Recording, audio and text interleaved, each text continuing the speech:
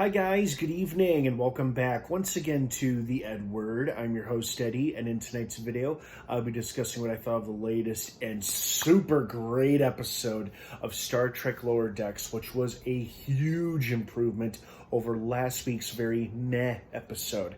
This episode was far from meh. It was, oh yeah. Before I get into all that, of course, please be warned, this is a spoiler-filled review, so if you're not caught up on Star Trek Lower Decks by the most recent episode, which is episode 9 of season 4, you do not want to keep watching or listening, as I will be discussing spoilers, plot details, character stuff, all that jazz. That being said, you have been warned. Let's dive right back into it. First and foremost, we finally got some answers behind the mysterious vessel and what's happened to the respective crews of the people whose ships have been attacked all season long by said mysterious vessel. Apparently, the captains of the crews are being betrayed by their respective crews on their ships and being left stranded on this planet surrounded by storms with no way off and no way to send a signal for help, except for the way that Tendi figured it out. And we saw the return of the young Klingon captain, whose name, of course, I immediately forget, but he had a nice bonding scene with Mariner, which was cool and sweet. And we got to see all the other alien captains who had been marooned there as well. And we learned about who's behind the mysterious vessel attacks. And apparently it's the guy from the Next Generation episode, in the episode when Wesley Crusher was involved in the cover-up of a fellow cadet at the academy.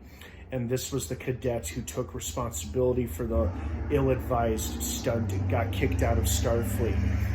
Turns out he's played by the same guy who played Tom Harris in Voyager. I just found out recently, so I thought that was pretty cool. So that's the same actor who voiced him as well. And of course, this episode ends revealing who's behind the mysterious vessel attacks, but it doesn't reveal why he's been doing this and why he's been capturing and attacking all these different ships across all these different species. We still don't know that yet. But this episode was very entertaining. We got to see all these different characters, come together. Some of them were fighting with each other and whatnot. Mariner opened up to the Klingon, finally explaining her erratic behavior recently. She's reluctant to move up because it's what happened to her dear dead friend, and she doesn't want to end up like her dead friend and whatnot. It was a pretty touching, heartfelt moment for Mariner. It was nice to see that. It was also cool that she did that in the presence of someone who she doesn't really know that well, the Klingon captain. And that was a nice touch. I liked that. This whole episode was just very well done. The one thing that did surprise me was that I thought the mysterious bounty hunter was going to be revealed to be the guy they're looking for, but it turns out it's just Billups in disguise in order to obtain the information they needed to get from all the scum and villainy at Mugs or Muds, whatever it was called, on the criminal planet. So that was kind of cool. It was like, oh, it's Billups. I thought it was going to end up being the guy they were looking for, but then they find his home, and then of course Captain Freeman finds the blueprints for the mysterious vessel that's been attacking all these ships. So, and then of course he kidnapped Mariner, and now she's aboard with him, and it seems like he wants her to join him in causing some trouble, but what trouble and why, who the hell knows? But I'm sure it'll play back to that episode of Next Generation. We'll find out in next week's season finale. Next week is the season 4 finale.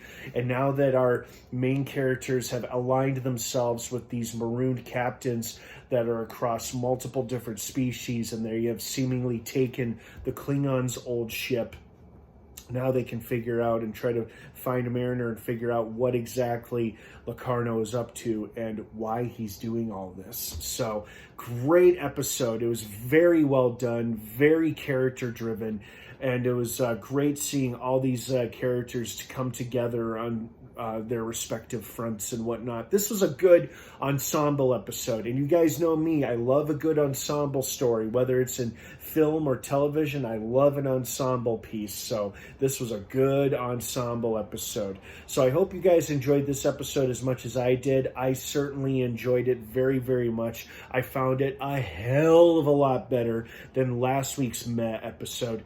This episode was great, as I hope you guys felt that same way too. So what did you think of it? I'd love to hear your thoughts and feelings on it. Thank you so much for watching. Have a wonderful rest of your night. Star Trek Lower Decks Season 4 finale drops next week on Paramount Plus. I'm sure it'll be a doozy and a fun one. Have a great rest of your night, everybody. Thanks for watching, and of course, until next time, live long and prosper.